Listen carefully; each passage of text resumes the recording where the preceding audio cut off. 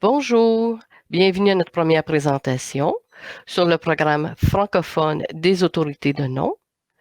Nos présentateurs sont Caitlin Oral, directrice à BAC, Danielle Poirier, directrice à BANQ, et Julie Cardinal, directrice à l'Université de Montréal. Bonjour, je m'appelle Caitlin Horrell. Je suis la directrice de la description à Bibliothèque et Archives Canada. Je suis très heureuse de vous présenter ce projet avec mes collègues aujourd'hui. Je commencerai par vous donner un aperçu de la présentation. Pour commencer, je vais vous parler des fichiers d'autorité, de l'historique du catalogage bilingue à BAC et de nos autorités bilingues. Ensuite, Julie parlera de notre entente de collaboration, de la naissance du programme et de l'intégration des fichiers des partenaires. Et finalement, Danielle parlera de la formation, des avantages et défis de la collaboration et l'avenir. Alors, qu'est-ce qu'un fichier d'autorité? Les autorités représentent des entrées normalisées pour les noms et sujets, par exemple les auteurs, les créateurs, les organismes, etc. Ils aident les gens à trouver plus facilement ce qu'ils recherchent. Lorsqu'ils sont utilisés dans l'ensemble du système, ils permettent de gagner du temps pour les catalogueurs. Toutes ces autorités-là sont rassemblées dans un fichier d'autorité. Par exemple, disons que je recherche l'auteur Michel Tremblay. Les autorités peuvent m'aider à distinguer quel Michel Tremblay je veux. Celui qui a écrit un livre pour apprendre à cultiver la violette africaine, une mémoire de l'ancien maire de Rimouski, un guide du collectionneur d'épinglettes ou des chroniques de vie du plateau Mont-Royal. Un peu d'historique du catalogage bilingue à Bibliothèque et Archives Canada ou BAC. Même si on travaillait toujours dans les deux langues, c'est vraiment en 1969, avec la loi sur les langues officielles, que l'anglais et le français sont devenus des langues officielles pour le gouvernement du Canada. Et c'est là où ça a devenu la loi qu'on catalogue dans les deux langues officielles.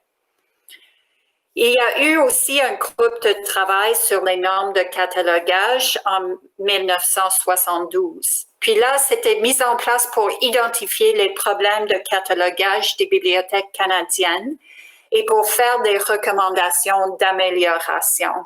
En partie, ça voulait améliorer le catalogage en français et en anglais et les liens entre les deux langues. On a créé des autorités parallèles en anglais et en français. Et dans les années 1990, ces autorités faisaient partie de Amicus, notre système de bibliothèque, qui permettait un seul fichier d'autorité en anglais et en français. Mais après plus de 20 ans, Amicus devait être remplacé. Comme j'ai dit, on a toujours créé des autorités. En Amicus, nos autorités étaient des autorités canadiennes, un fichier d'autorité bilingue depuis plus de 30 ans. Il était accessible au public pour les bibliothèques depuis 2009.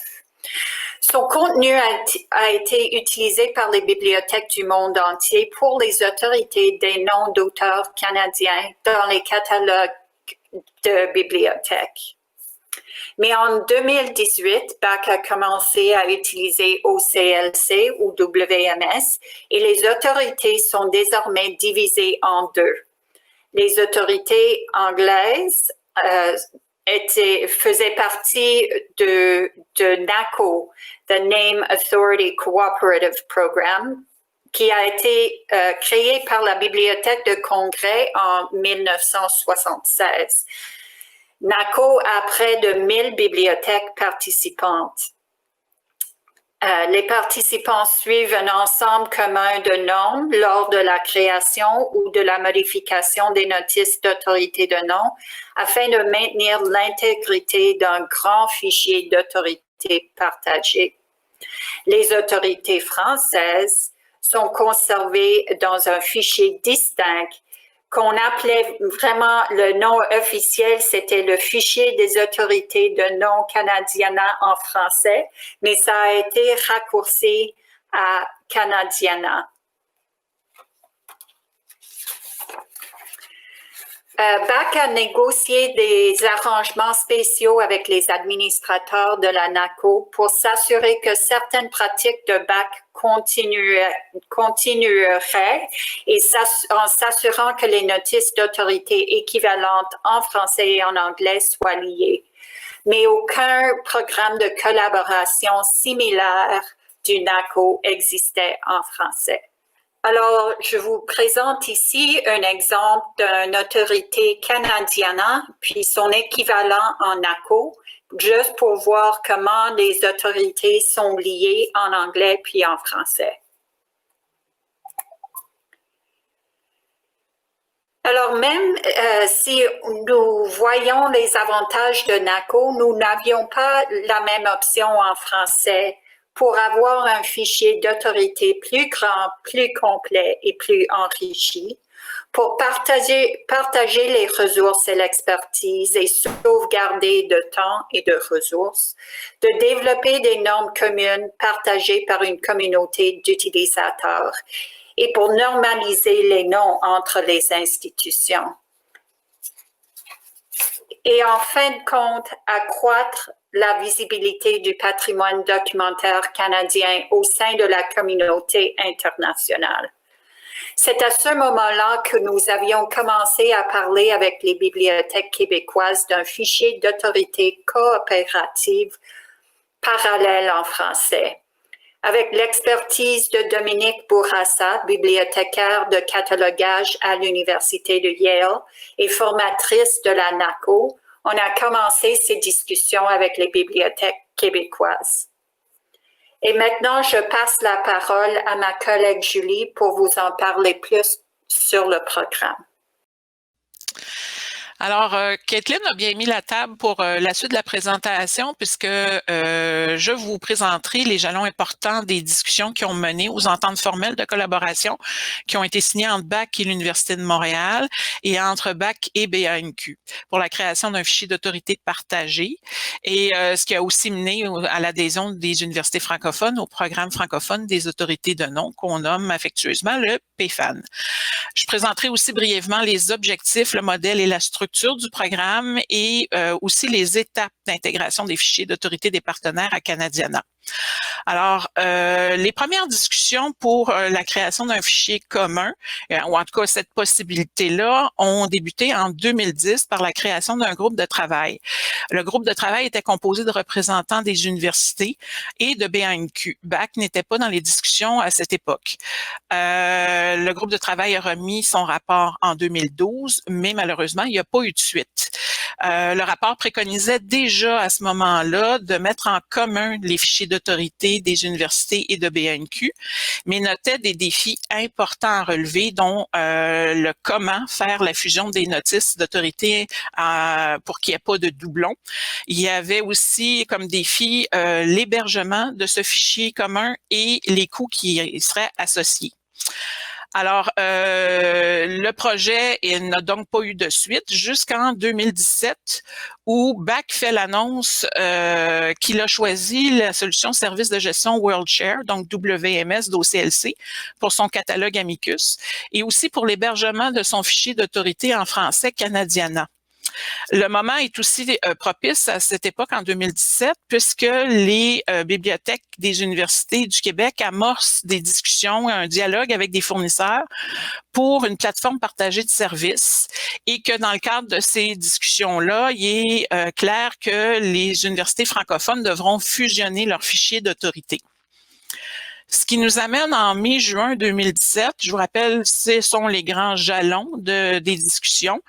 Je reviendrai un peu plus tard sur le programme et sur le comment de l'intégration. Alors, les premières discussions entre BAC et les universités et l'Université McGill, ça peut paraître curieux quand on parle d'un fichier d'autorité en français, commencent en mai. Parce qu'à ce moment-là, on avait des préoccupations sur l'accès au fichier Canadiana qui serait migré dans WMS.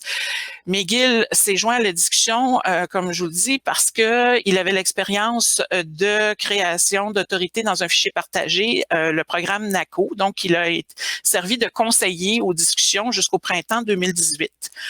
Alors, rapidement, BAC, les universités, BANQ se joint à la discussion également à ce moment-là.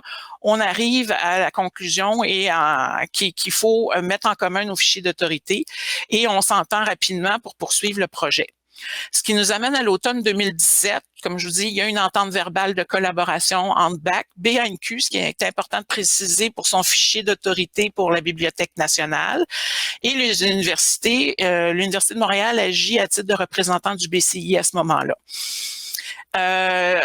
Autre jalon important, et je dirais c'est peut-être la date la plus importante à retenir, c'est le 14 février 2018, où a lieu une rencontre à Gatineau.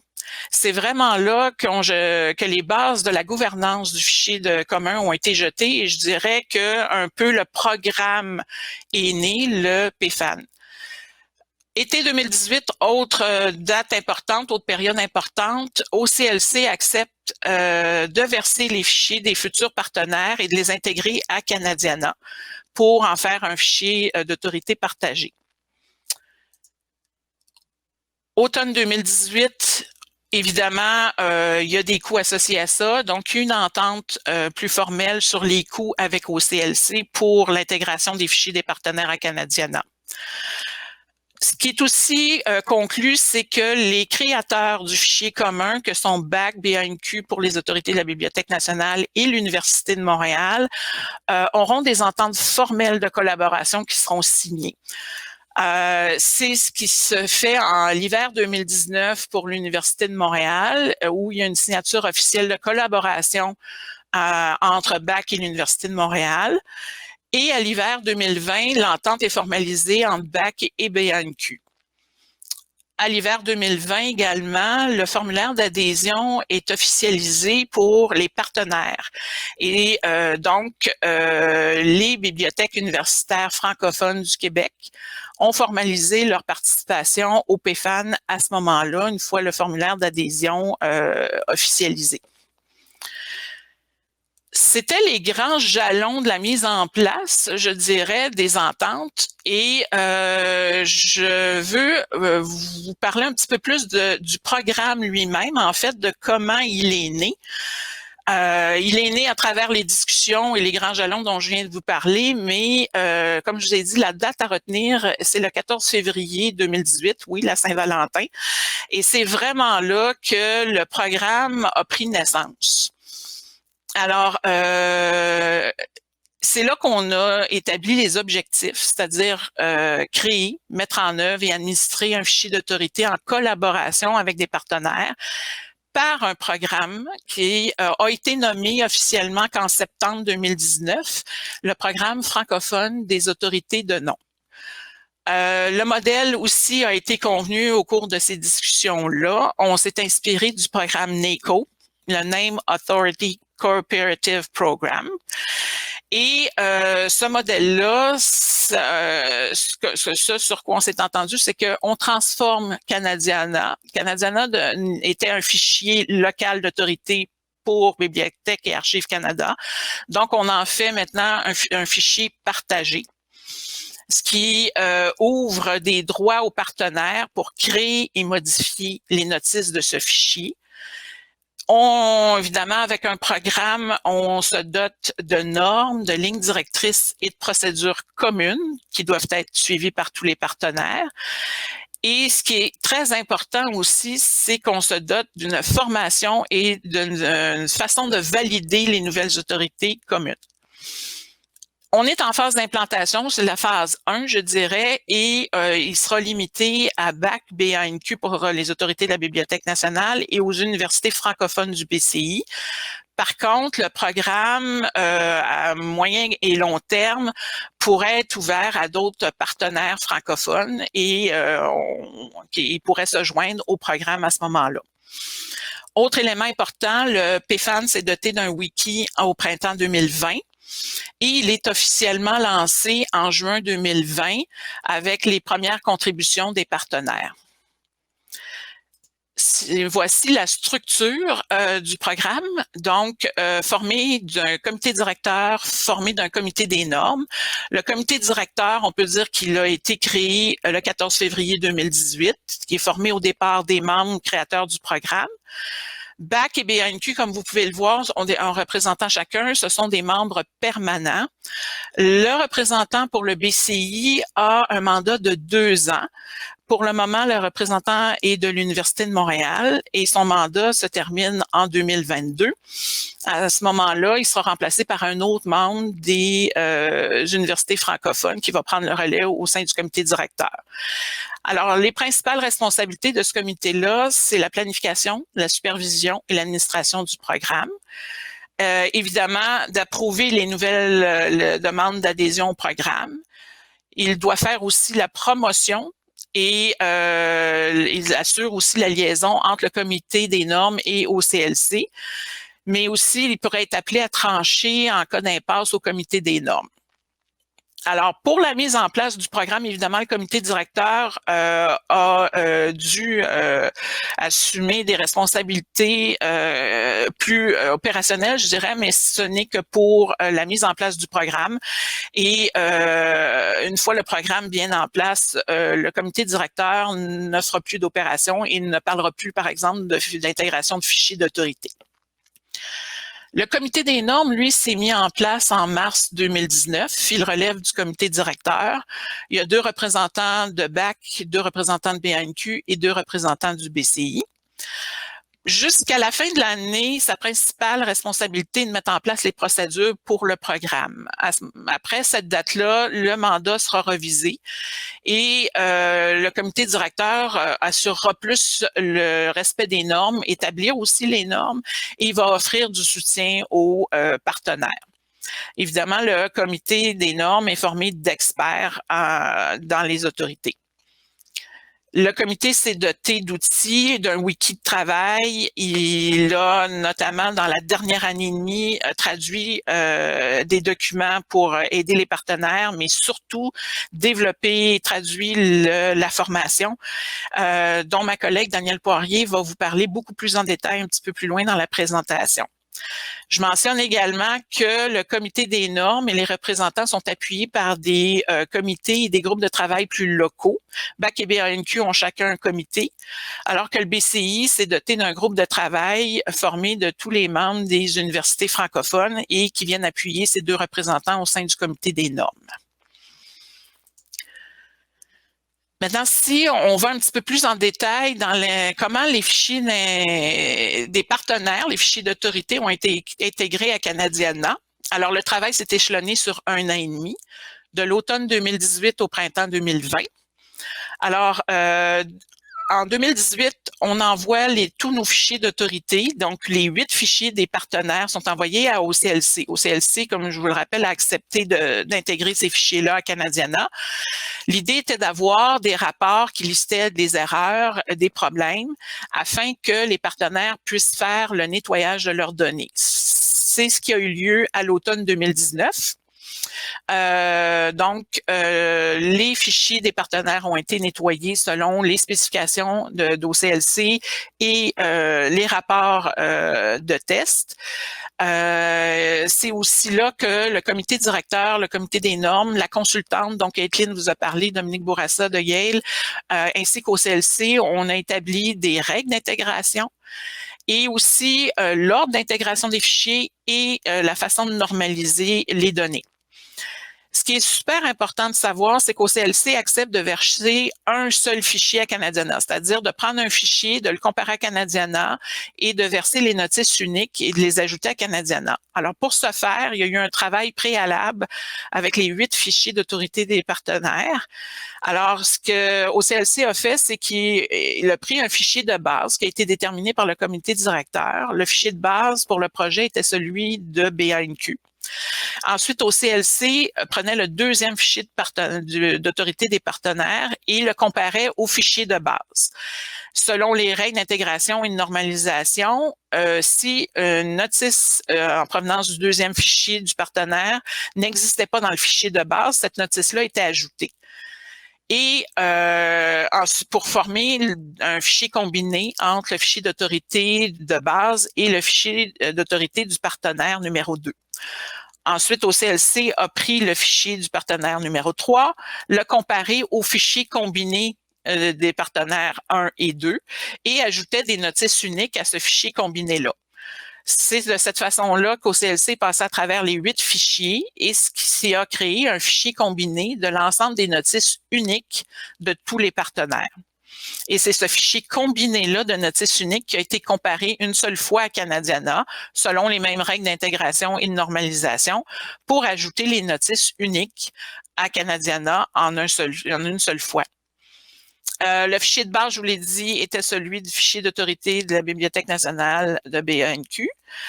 Et ensuite, l'ordre des partenaires était selon la grosseur du fichier, donc le plus volumineux en premier jusqu'au plus petit fichier d'autorité. Autre date importante dans l'intégration des fichiers, c'est l'hiver 2020. BAC a autorisé OCLC à donner accès aux partenaires à Canadiana. Et enfin, voici visuellement ce qu'a représenté l'ajout des fichiers des partenaires. Alors, le 15 avril 2020, les bibliothèques universitaires et BANQ envoient leurs fichiers d'autorité à OCLC pour l'intégration.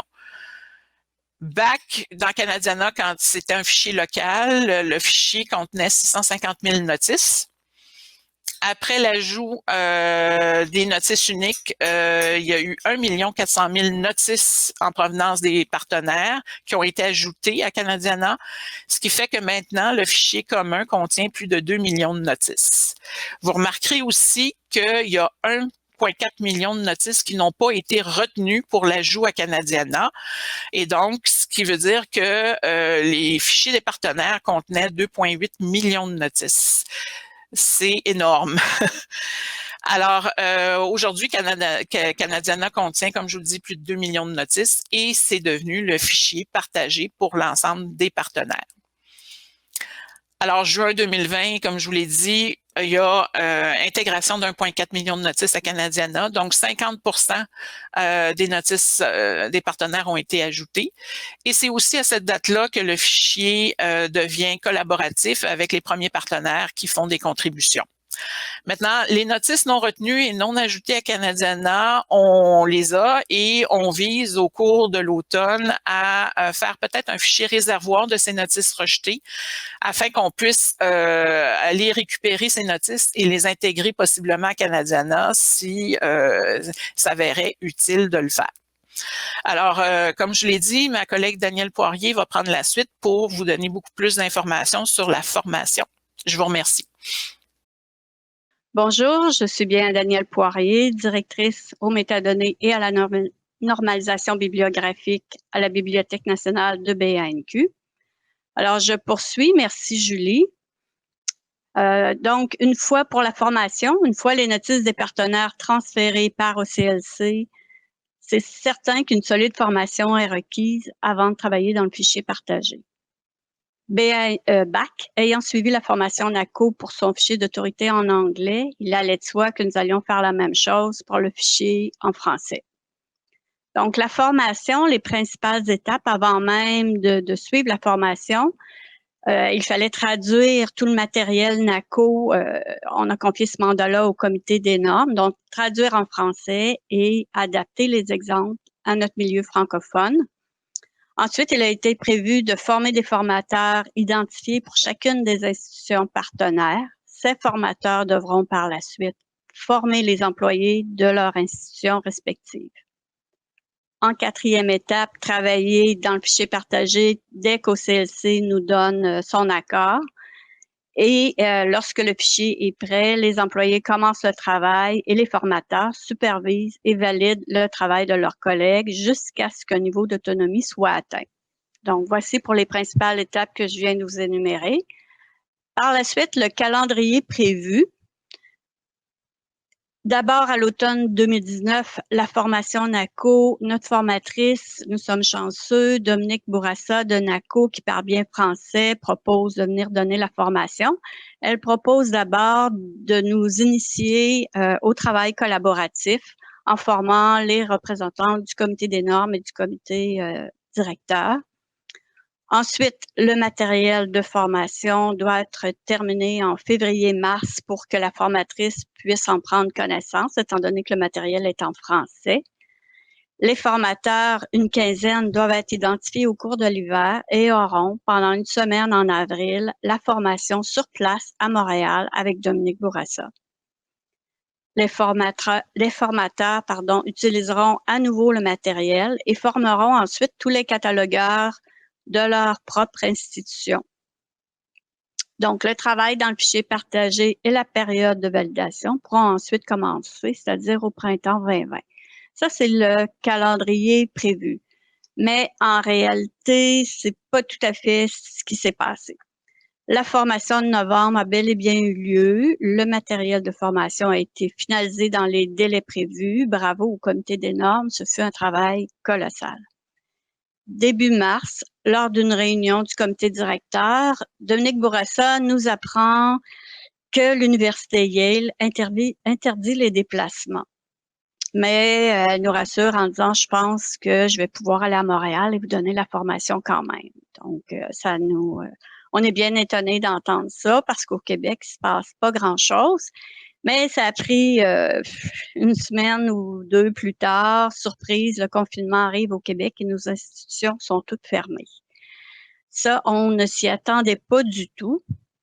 Donc, on espère bien qu'OCLC va déplacer son calendrier, mais c'est pas le cas. Le travail à distance fait en sorte que la migration des catalogues des universités à la plateforme partagée est prévue par OCLC à la même date. Donc, on n'a pas le choix de maintenir la formation.